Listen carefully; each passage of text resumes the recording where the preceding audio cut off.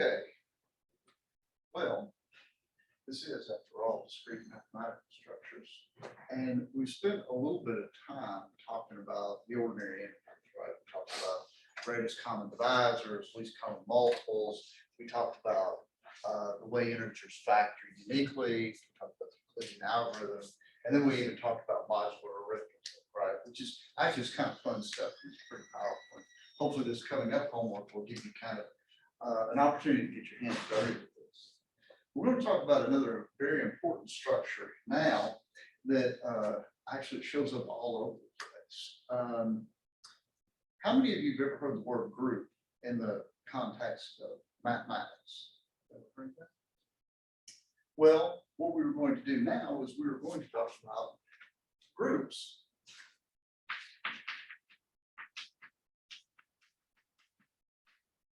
We're also going to talk about other kinds of structures later, but groups are kind of, once you understand what's going on with groups, then that'll help you a lot.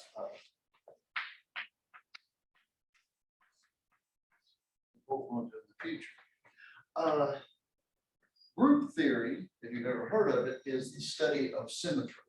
Now, it may be a little bit strange. What's this got to do with symmetry when I first tell you what a group is?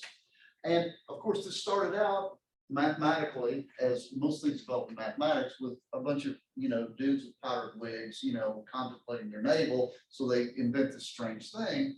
But it turns out that it's very important. In fact, in my undergraduate school, back when I was an undergraduate, even the chemistry majors had to have some group theory. They didn't have to take a math course on it, but they had to be exposed to it because it's important in the study of symmetries, crystal symmetries, things like this. It's important in, like, when you look at the structure of certain viruses or certain proteins, things like this. But let's start with math.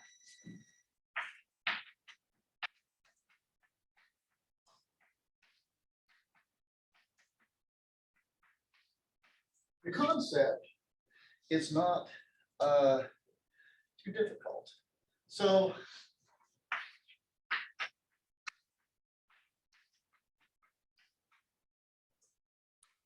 a group, what is a group?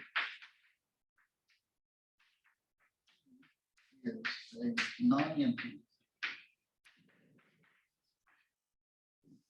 set. So we'll never have to worry about the set being empty.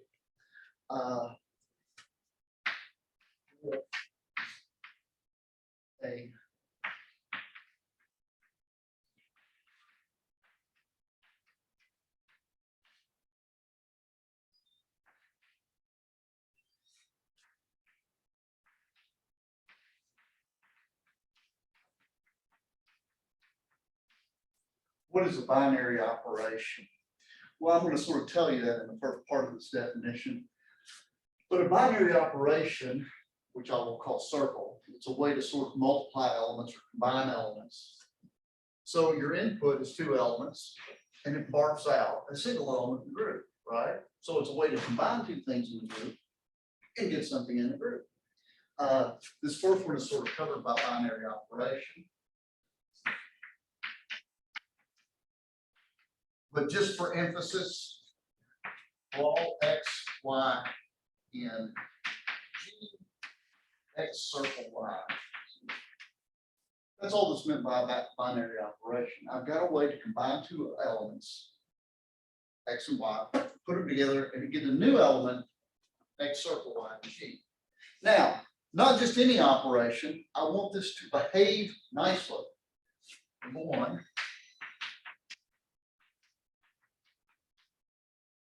I want the operation to be associative, because otherwise it's just a hot mess.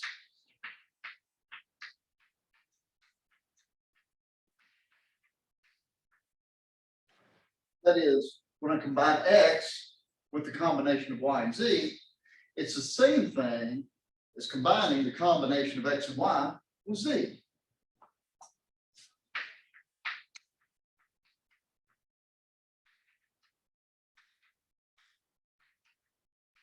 There is an element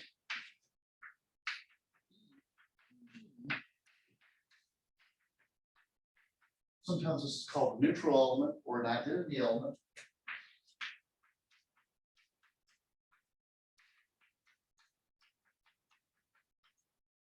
So when I combine any element in the group with the neutral element, it just gives it back, right? X combined with E, and E combined with X, and X combined with E is just X. And finally, 3.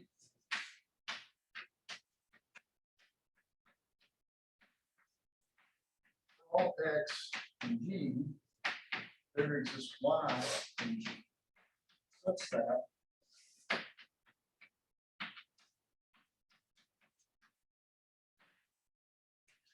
and sometimes Y is called the inverse of X. And sometimes like this, Y is the inverse of X.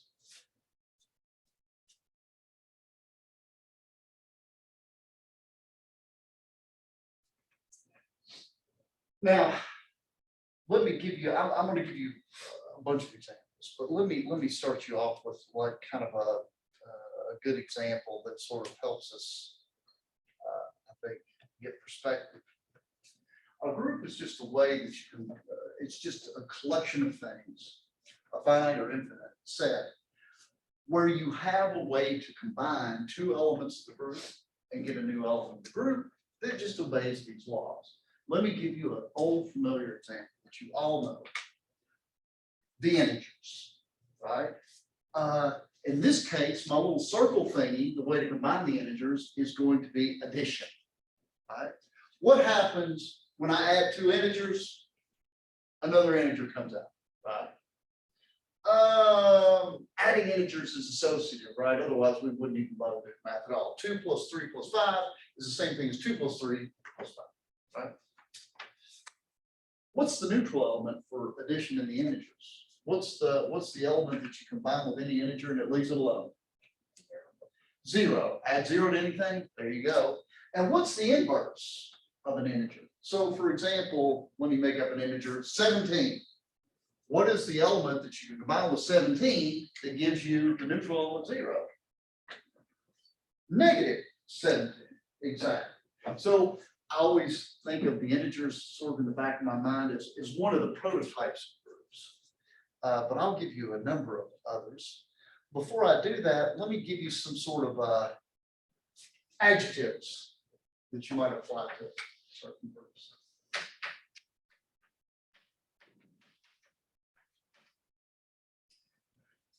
Okay. Let G be a group.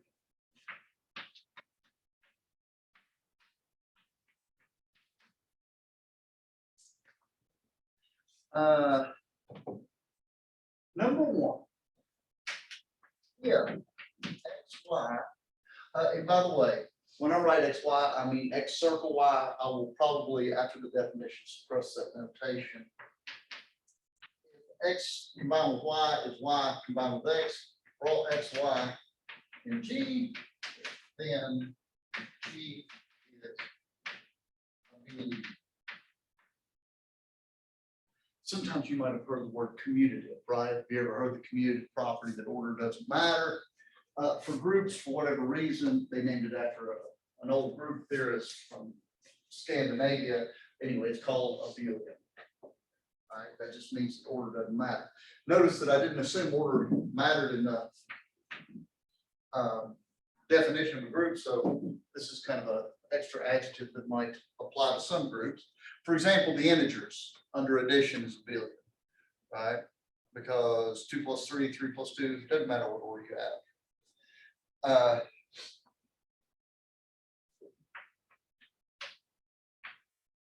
Means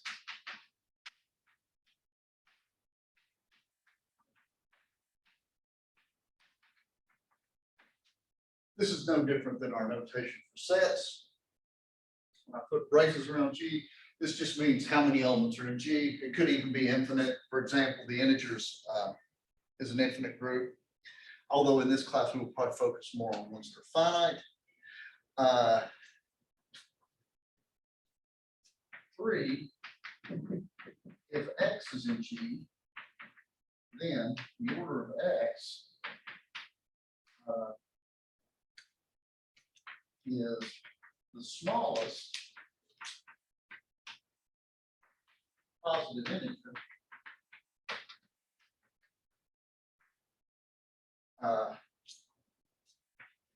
such that x combined with x combined with x n times is the identity. And we say the order of x is infinity if no such n exists. Moment. And number 4, the exponent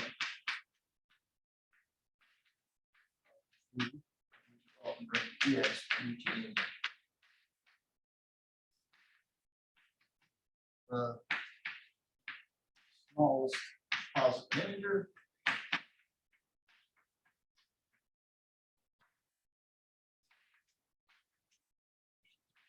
n such that x n is the identity for all x. So it's sort of like a universal order. Oh, by the way, I didn't write it here, I just said it. This is called the order of x. So let's look at some examples and kind of run them through these definitions as well.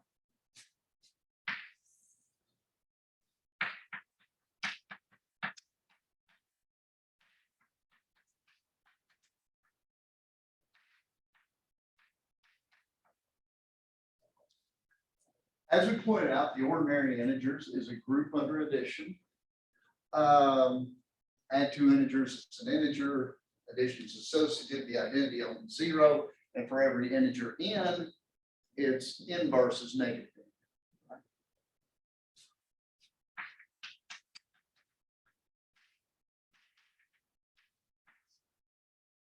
It is a billion, right? Because order doesn't matter when you add things up.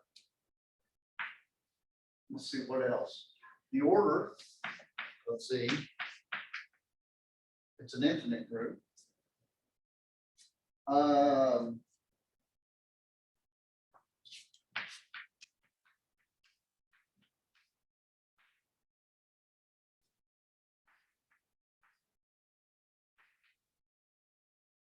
Okay, now remember what the order of an element is here. Let's see, we got to combine the element with itself n times. So n is probably, let me change this to x. Now, my rule for combining here is addition, right? And what's the identity element in Z? It's 0, right? How many times do I have to add x to itself to get 0? And the answer is you can't, right? 1, you add it to itself. No matter how many times you add it to yourself, you're never going to get back to 0, right? Never going to happen. The only exception is the order of x is infinite unless x is 0.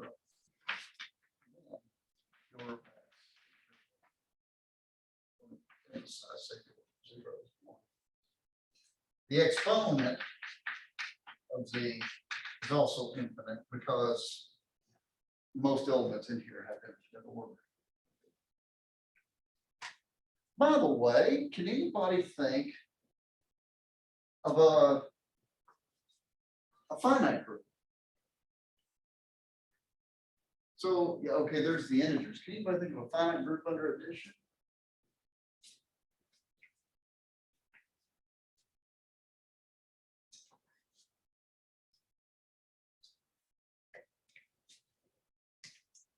How about let's take a page from modular arithmetic.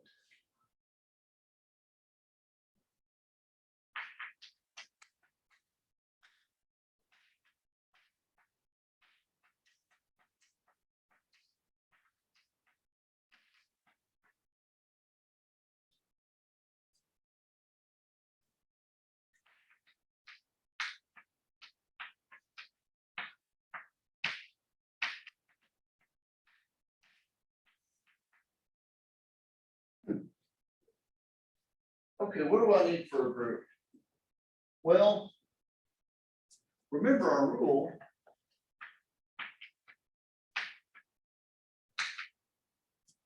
My operation here is addition. And this was our rule. Just take A bar and B bar and add them up like they were ordinary integers. And if it was bigger than n, you divide by n and take the remainder, right? This was our operation.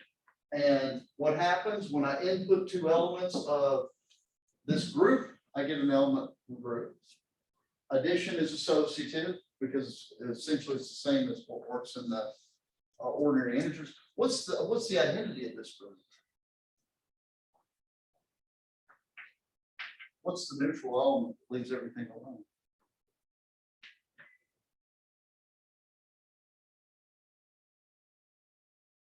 Which one of these? If I had zero bar to anything, it's one, right? Huh. And there's actually a nice pattern to the inverses, right?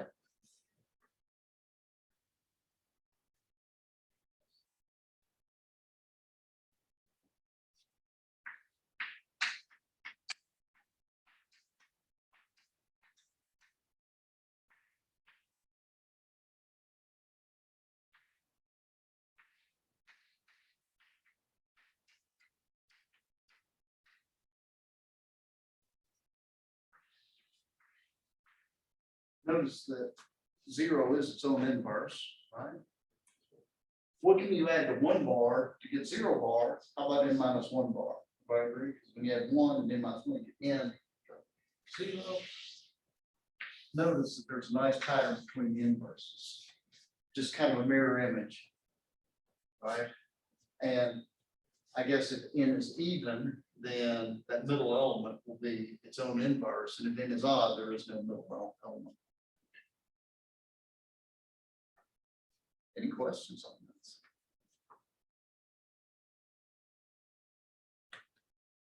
Let me give a specific example here.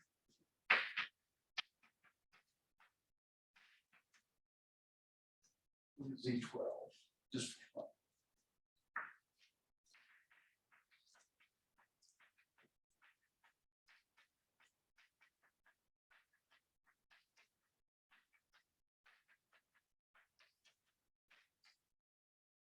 Okay. Notice again, this is a billion because order doesn't matter.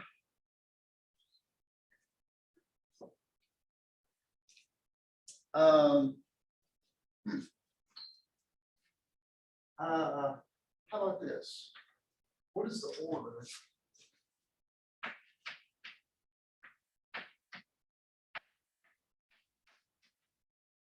The order of zero bar is one. How many times you got to add zero bar to itself? Zero bar just once. What's the order of one bar?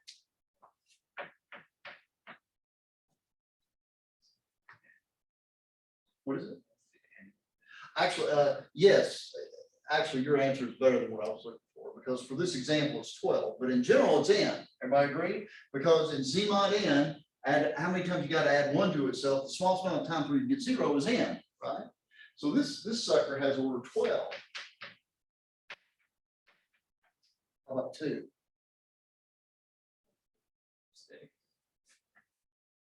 That's right. You can get a little 6 on this. Right? How about 3? 4. Agreed. 4. 4.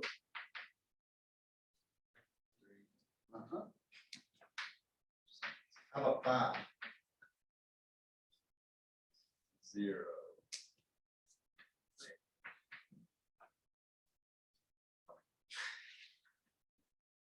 How many times? Yeah, this was obnoxious, right? 5, 10, 15. 12 maybe?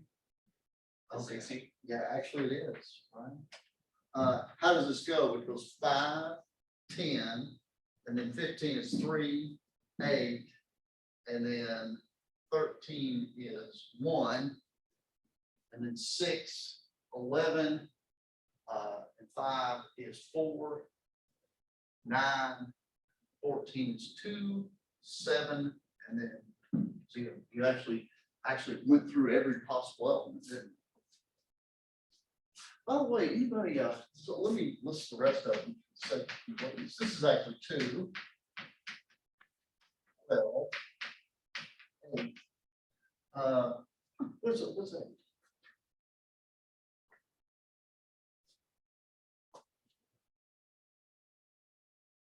What's the order thing? You're close. A little less. Yes, 3. When do you hit a multiple of 12, right? 8, 16, 24.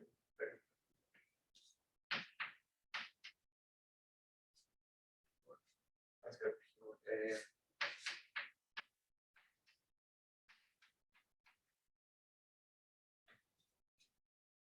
6, I guess.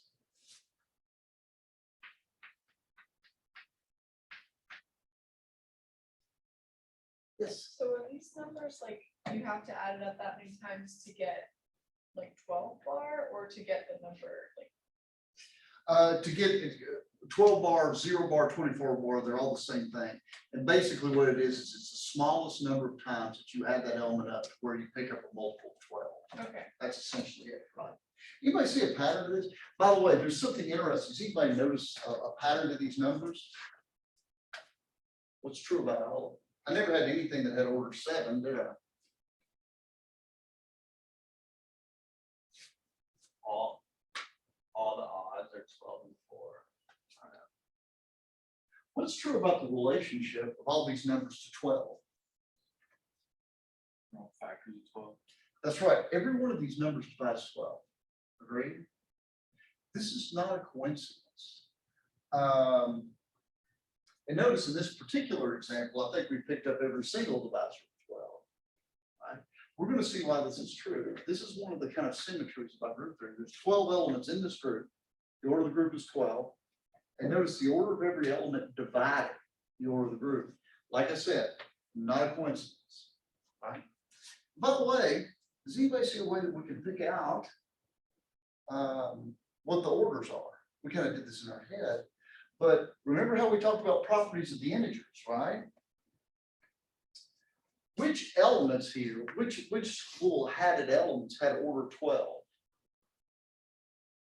1, 5, and 7, and 11. What do those 4 ones have in common?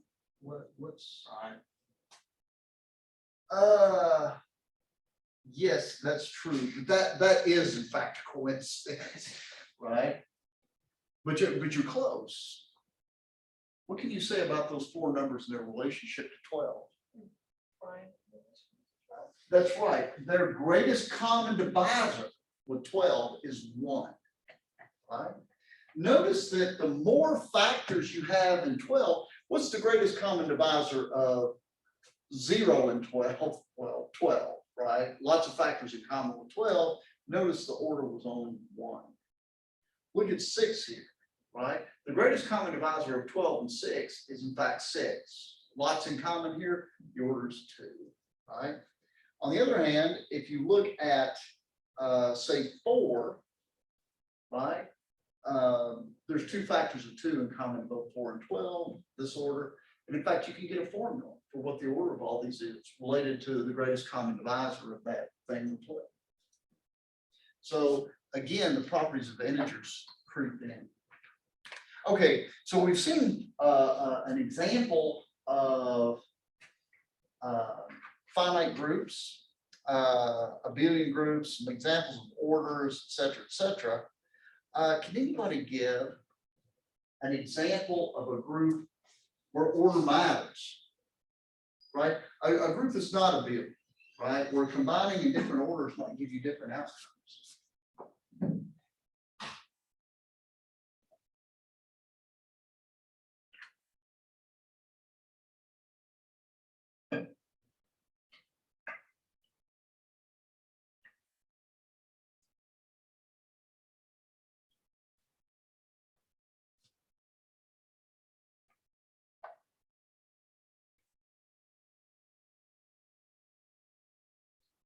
Okay. what was your least favorite math class before this one? Right? I hope you achieve a new pinnacle in your lives here, but what math class is prerequisite for this? Linear algebra, right? Now, of course, you can add matrices, right? And that'll actually form a group as well, with the identity being the zero matrix. You have the zero matrix being a 2x2 matrix, say, zero matrix. And of course, adding matrices, order doesn't matter, same as ordinary addition. But if you multiply matrices, does order matter? Yes, indeed, can very much.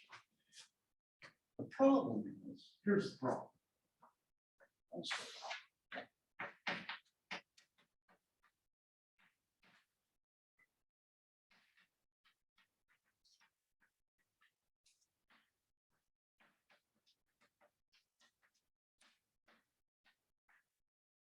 Now, I'm starting out kind of thinking about that because I seem to recall matrices under multiplication, order might matter here. But I want to make sure that I'm going to get a group here. All right, let me ask you a question. So let's do something here. Let's do think 2x2 matrices over all. Just like you were in linear algebra, just think of 2x2 matrices, right? Now let me ask you a question. What happens when you take two 2x2 matrices and multiply them? What do you get? 2x2 matrix. So that first business about groups seems to hold up for me. If I multiply two matrices, I'm gonna get a matrix, right? Okay, what else do I need? Is matrix multiplication associative? Yes, I'm not gonna go through that. That might have been something that you did in linear algebra, depending on what your professor's taste was. But it's the same as function composition, because what you're doing is composing linear functions. It's associative. Is there a neutral element? Is there a matrix that you can multiply and leaves everything alone? Sure, the identity, the 1, 0, 0, 1, that works out. Okay, we're 3/4 there. Last thing. Does every 2x2 matrix have an inverse?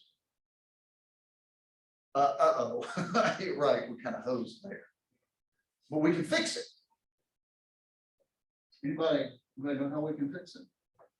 What does it take for a matrix to have a inverse? Can you determine the criteria needed? That is correct. You want the determinant to be non-zero. So let's modify this.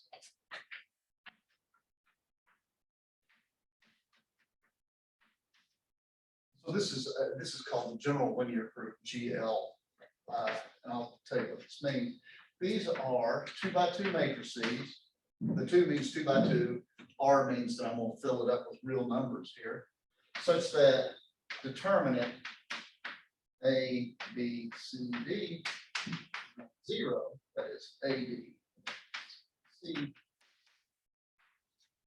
Now, this is the beauty of this, because I seem to remember from linear algebra that if you have a 2x2, heck, it doesn't even matter, any n by n matrix, if it's got a non-zero determinant, it's invertible, right? So, since each matrix of non-zero determinant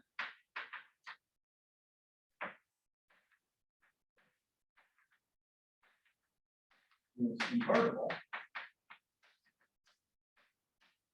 this is a group.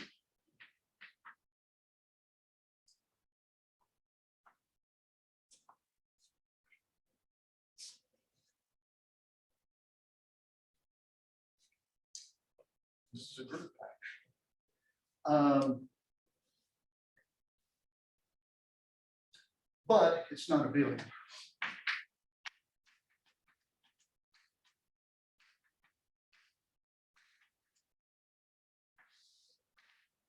And let me just throw something at you here. 1, 3, minus 1, 1, which has determinant 4, so it's invertible. And let's do 2, minus 1, 1, 1. That's got determinant non-zero. So if you multiply this out this way, this is going to be 2 and 3 is 5. That's going to be -4. That's going to be -1. That's going to be 0. Let's see, remember this is 4. This is -1. So okay, did that right. 2 minus 1, 1 minus 1, 1, 3 minus 1. This, on the other hand, is 2 and 1 is 3. I mean, I don't have to do the rest of the matrix because I already know that the order mattered here, right? Because I've already missed what it needed to be. This is 6 and 1 is 7. This is 1 and 1 is 2. And this is 3.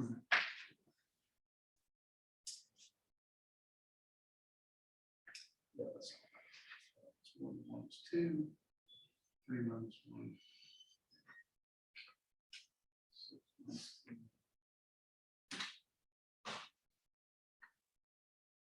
6 minus 1 is 5. That's what it is.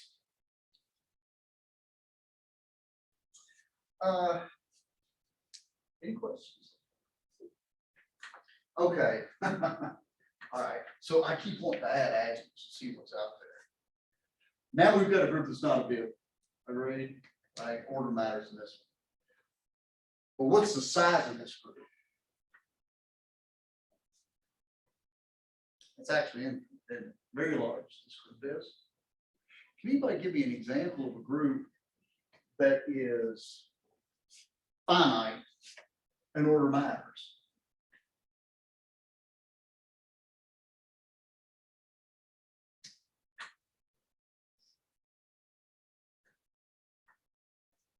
I'll give you 3.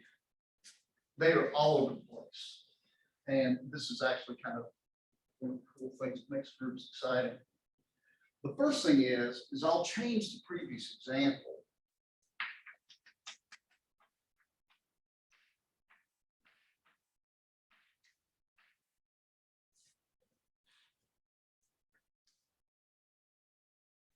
Instead of having 2 by 2 matrices over the reals, I'm going to have 2 by 2 matrices with the entries 0 bar and 1 bar.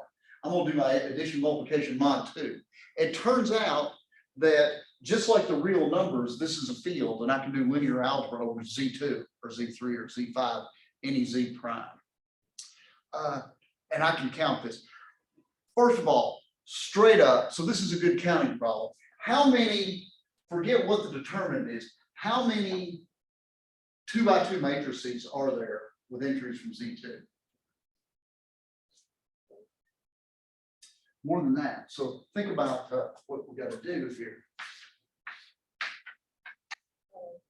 Got to fill in 4 blanks. So there's 16 of them. Everybody agree with that? Because you got 2 choices there. But of course, lots of these will have a determinant that's yet to. I think there's only 6 of them that have non-zero determinant.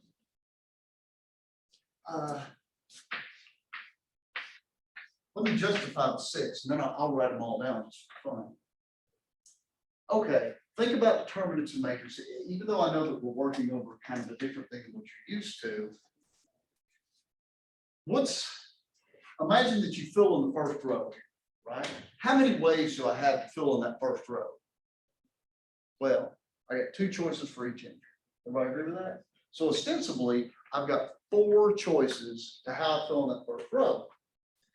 Now, one of them, I promise you, will give me a 0 determinant. How can I fill in that first row badly? If they're both 0. If they're both 0, right? So I want to avoid that.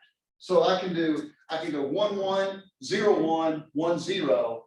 With all those 3, at least I got a prayer of the determinant being not 0, right? 0, 0, I'm totally dosed, right? But anything else, I've got 3 choices. Now, after I fill that in, how many choices do I have to fill in the second row? Well, does anybody remember what needs to be true about the rows of a matrix for you to have a non-zero determinant? The rows must be. You better remember what it is.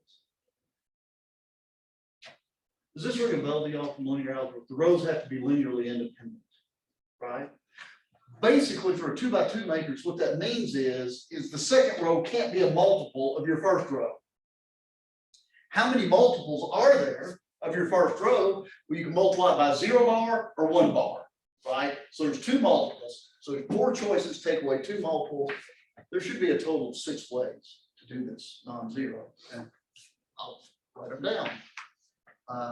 Let's see, let's go 0, 1.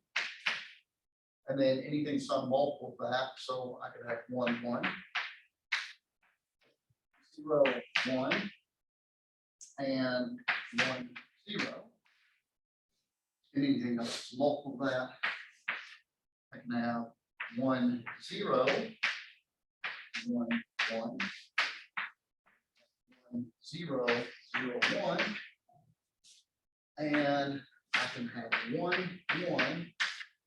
0, 1, and 1, 1, 1, 0. Those should be my 6 invertible matrices. And you multiply things. So for example, if I were to multiply these two, see, I don't want to do that. Let's multiply. Yes. Let's multiply these two. What happens when I multiply these 2 matrices? This row times this column, so I'm going to get a 1 bar plus a 0 bar and 1 bar. This row times this column gives me a 1 bar plus a 0 bar, which is a 1 bar. This times this column gives me a 1 bar. And this times this gives me 1 bar plus 1 bar, which is 2 bar, which is 0 bar. So notice this times this is that. Everybody okay? What's that tell us?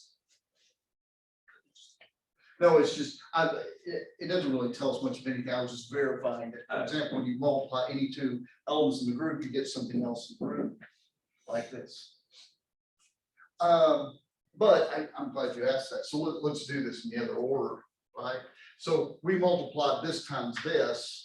What happens when we multiply it this way? I hope I don't screw this up, but it'll be this row times this column, which is 0 bar, top row times the second column, which is 1 bar, this row times this column, which is 1 bar, and this row times that column, which is 1 bar. Notice that multiplication in the other order can be something different. Right? So this is a finite group with 6 elements in it, and order matters. Notice the identities in there. It came up somewhere. Where are you, identity? There you are. The identity came up as one of my matrices. Everybody okay with that?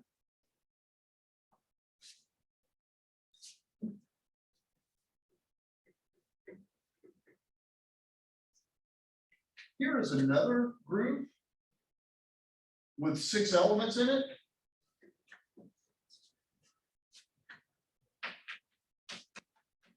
And this one, this example right here, is probably the most important example that I give you today, because actually every group sits inside a group that looks like this. And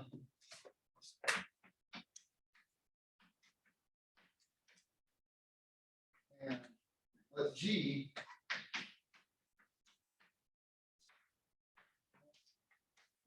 F.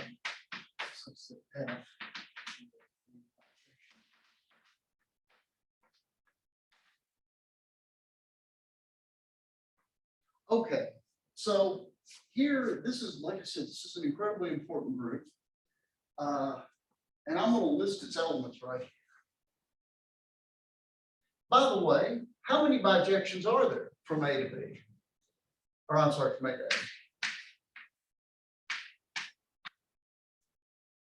Well, if it's a bijection, how many choices do I have for this? I've got 3 places to take it, right? And how many for this? Now I'm down to 2, 1. So actually, there should be 6, just like in this group, as a matter of fact. And in fact, this group is going to be the same as this one. It's just going to look different.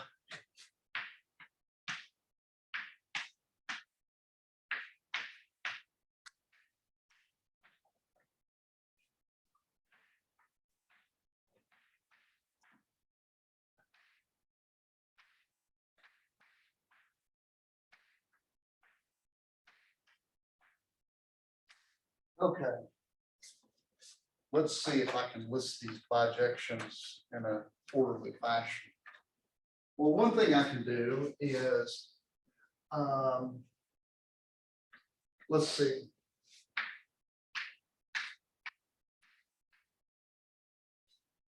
I could certainly take every element to a set, right?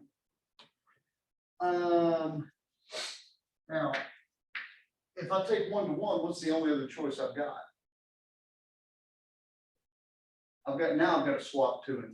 If I agree, because if 2 goes to 2, I get the same thing I've already listed. These are all the functions that I can make where 1 is fixed, right? 1 goes to 1. Those are my only options, right? So let's go through it as well.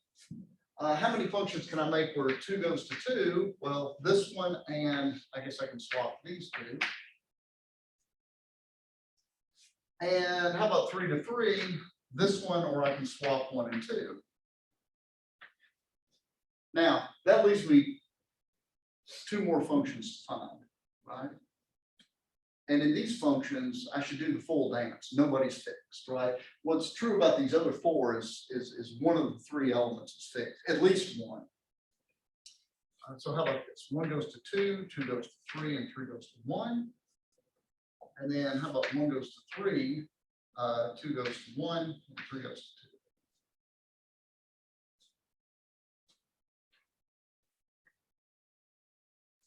Now, aren't you glad that I picked 3 elements instead of looking at all bijective functions of 10 things to themselves, right? I mean, there'd be 10 factorial there. These are very important groups, so I'm going to develop a notation. I'm going to use this. Notice, this is the identity function. If you compose the identity with itself, or if you compose the identity with any other function, you get the identity, right? I'm going to call this function 2, 3, because this means 2 and 3 swap. 1, 3, and 1, 2.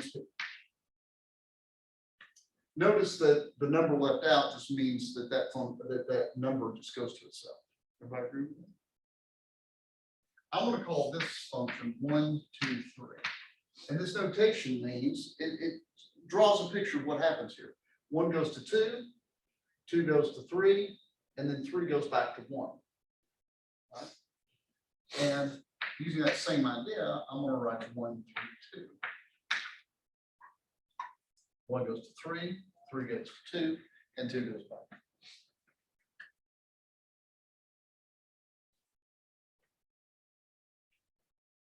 Notice if you compose, remember we did that exercise that if you compose 2 functions that are on 2, you get a function that's on 2. And if you compose 2 functions that are 1 to 1, you get a function that's 1 to 1. So if you compose 2 bijections, what do you get? Another bijection. That's why this is a group, because if I compose any 2 of these functions, I'll get another bijection, which I've listed there, right? So this is closed, right? Under the operation of function composition. What's the function that leaves everything alone? E, this one right here. Because if I do this function and then this leaves everything alone, I've just done what this function is. And if I do this function and then I do this one, then it's just the result of this one. Everybody good? What's the inverse of this function? If I swap 2 things, how do I get back where I was? You just swap them back. Do this function twice, and you will get the identity. What do you suppose? Same with these 2 right here. What do you suppose the inverse of this is? It should be this one, right? And test it, right? Just do these functions in order. 1 goes to 2, and then back to 1. 2 goes to 3, and then back to 2. 3 goes to 1, and then back to 3. Right? And actually, let me show you how to kind of read this.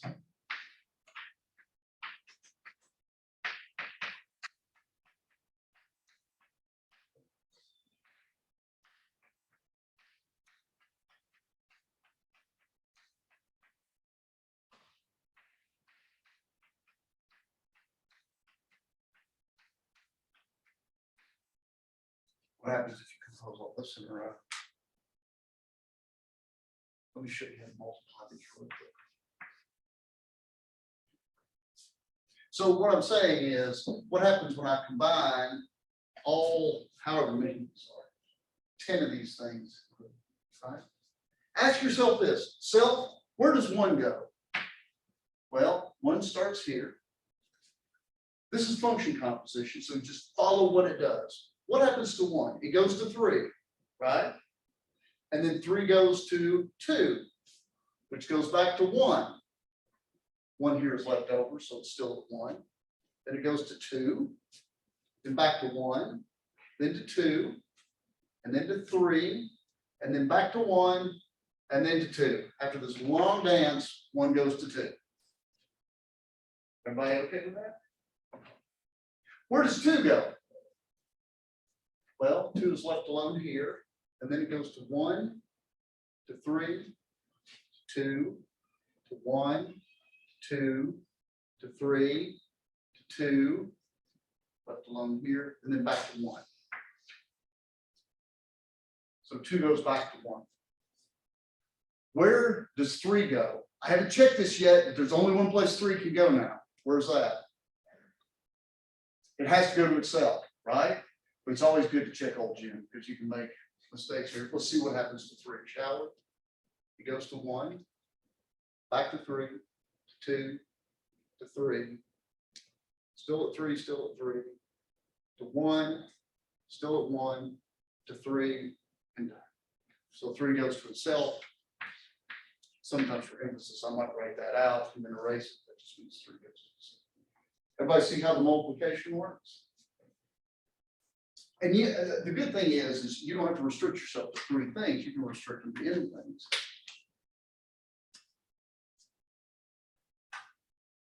So here is another example of a finite group. Would everybody agree? I think we talked about counting this. Even if I pull this apart with a pair of pliers or a screwdriver and put it back together at random, there's only finitely many ways to do this, right? So certainly when I sit here and flip it around with my hands, there's only finitely many, there's a lot, but there's only finitely many combinations.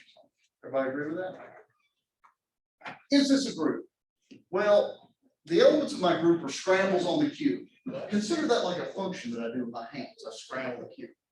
What happens if I scramble the cube and then I combine it with another scramble? So I'll do scramble, then another scramble. What do I get? Bigger new scramble, right? So it's closed. Is it associative? Yes, because again, doing the scrambles on the cube is a function composition. Is there an identity? What's the identity scramble? Here, watch closely. This is how you do it. Don't touch it, right? The identity just leaves it alone. Does every scramble have an inverse? Yes. If you record everything that happens to this cube at all times, and then do every move backwards, do it backwards in reverse, you'll get back to the identity. Let me ask you, and it's not a billion two. This is what the cube's hard to solve. I'm going to call this move X. I'm going to call this move Y. Have I got that? X, Y. See what that looks like? Y, X. Not the same. That's why it's hard to solve. So I've got one more little brain teaser for you. Here's a question for you. What happens if I do any scramble with this and then do it again and again and again? The same scramble. Right? Let me give you an example. There's my scramble. Just turn that 90 degrees. Let me do it again and again. Does this always work? What if I do something more complicated like that? And I do it again and again and again. My question is, will I get back to the original configuration? No vote.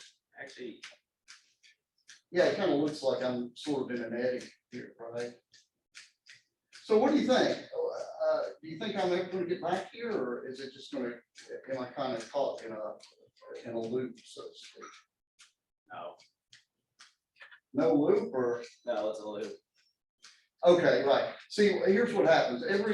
Notice that every so often, like now, I get a cross, and every so often, I seem to get the corners, although that's probably not quite as clear.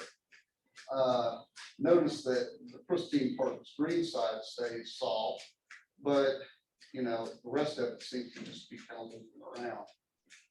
All right. So it looks like maybe I'm stuck here forever. So I wonder how many times I've done this. Too many. Is that too many? This is not gonna work.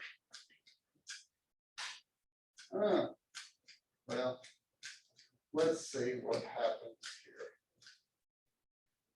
here. So actually, it doesn't matter what you do. If you do it over and over, it will always come back. And in fact, the cube is actually very economical. It's 4.3 times 10 to the 19 number combination. So this is. The number of times I had to do that, so the number of times I had to do that over and over again was 105, which economically is very small compared to 4.3 times 10 to the 19. In fact, the scramble that takes the longest number of times to repeat is 1,260, which again, very small compared to the size of the number of elements on the cube. We will prove this, that no matter what you do, it'll always come back. And it's actually incredibly easy to prove. I mean, it's surprising. So, okay, any questions? All right. Well, I will see you next time. By the way, pay attention to that multiplication. I'm gonna do some more results of this, but notice when I do anything to this cube, I am commuting the corners and the sides, right?